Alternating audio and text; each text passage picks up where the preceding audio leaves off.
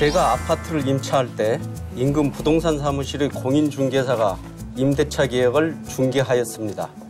임대차 조건은 보증금 7천만 원, 월차임 10만 원, 임대차 기간 2년이었습니다.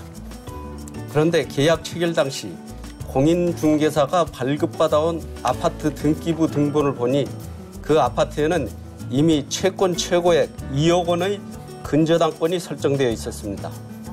그래서 임대차 기간이 끝났을 때 보증금을 반환받지 못할까 겁이 나서 공인중개사에게 문의해보니 공인중개사가 하는 말이 집주인 말로는 그 아파트에 설정된 근저당권의 채권 최고액은 2억 원으로 되어 있지만 실제로는 일부 변제되어 1억 2천만 원 정도라고 했다면서 집주인이 신용이 좋은 사람으로 그 사람 말은 믿을 만하다.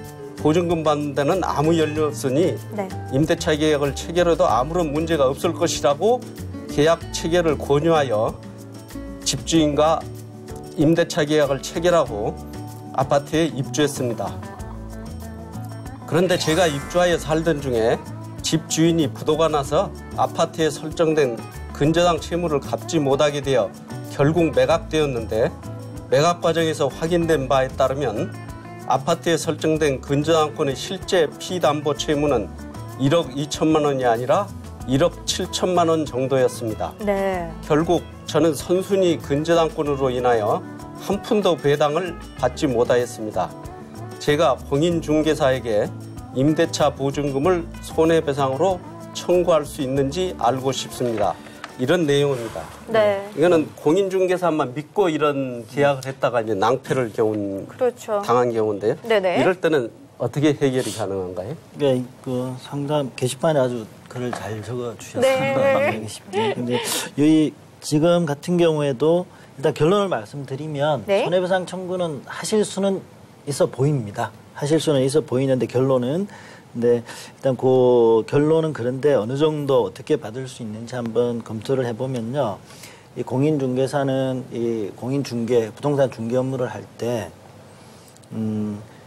중개 대상물의 상태나 이런 걸 확인해서 설명해 줄 업무가 있습니다. 네. 그래서 이 설명 업무의 정도가 얼마냐의 문제인데 네. 지금 여기 말씀하신 부분 보면 채권 최고액은 2억 원이었는데 네.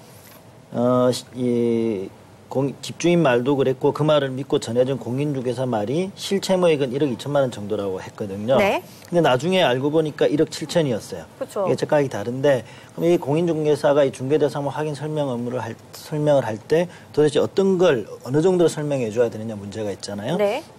근데 우리 여기에 대해서 우리 대법원은 중개대상물의 근저당이 설정돼 있을 경우에는 채권 최고액만 확인해서 설명해주면 된다라고 그렇게 얘기를 해요. 네. 그리고 실제 피담보 채무가 얼마인지에 대해서는 설명을 안 해줘도 그걸 두고 설명을 위반했다라고 하진 않는 거예요. 그런데 문제는 잘못된, 그릇된 정보인 거예요. 이 사건처럼 피담보 채무에 대한 정보가 그릇된 거였는데도 불구하고 네. 채권 최고액은 확인했지만 그 그릇된 정보를 집주인 말만 믿고 그냥 당연히 그런 듯이 그렇다고 생각을 하고 이 중개를 한 거잖아요. 네. 근데 이 경우에는 이제 책임을 물을 수 있다는 거죠. 아. 네, 그래서 뭐냐면 우리 뭐 요즘은 다 아실 거예요. 그러니까 근저당권을 설정을 하면 채권 최고액이라는 게 네. 등기부에 적힙니다. 네. 채권 최고액이라는 건 뭐냐면 앞에 우리가 저당권, 근저당권 그런데 짧게 한번 설명을 드리면 저당권은 채무가 정해져 있는 거예요. 네. 채무 1억. 그래서 저당권 설정하면 채무 1억 이렇게 한다 그러면 근저당권은 근이라는 건 이제 이게 정감하는 거예요. 그래서 우리 아파트 사고 하도 근저당권 설정을 하잖아요. 왜냐하면 이자나 이거에 따라서 원금은 뭐 예를 들어서 1억이지만 이자가 쌓여가면 이게 1억 2천이 될 수도 있고 그렇죠. 그래서 근저당권을 설정을 하거든요. 그래서 어느 시점에 실제 피담보 채무는 채권 최고액이 안 될 때가 많아요, 대부분.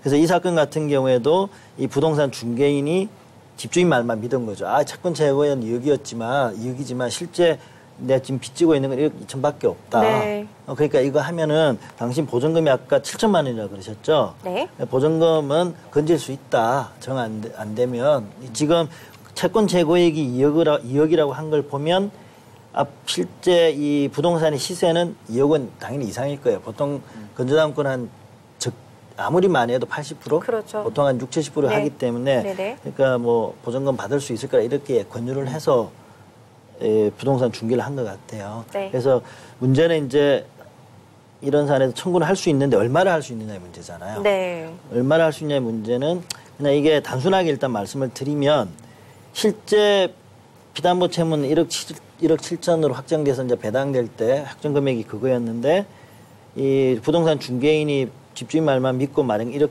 2천이잖아요. 네. 그러면 단순하게 말하면 1억 7천에서 뺀 1억 2천, 5천 정도 부분에 대해서 책임을 진다고 볼 수가 있어요. 네네. 있는데 또 이것도 뭐 100%는 아니지만 일단 그렇게 볼 수 있고요. 근데 여기서 또 하나는 이제 아니, 부동산 중개인이 뭐 그렇다고 하지만 채권 최고액이 2억이고 하면 사는 사람이 그 좀 제대로 확인했었어야지 의심을 하든지 그쵸. 그렇게 해서 했는데 그걸 또 그 네네. 말 거지것대로 믿고 했냐? 네. 그래서 당신도 책임이 있다. 네. 그래서 가사에게 5천만 원 정도의 책임을 물을 수 있다고 하더라도 실제 이 부동산 중개인에게 얼마를 물을 수 있는지는 봐야 알고 보통 이런 경우에는 뭐 반반 뭐 책임이 있다든지 그래서 실제 받을 수 있는 액수는 그것보다 적겠죠. 근데 네. 어쨌든 임대차 보증금 전액은 아니지만 네. 어느 정도 부분은 배상으로 손해배상으로 받을 수 있는 것으로 보입니다. 네, 알겠습니다.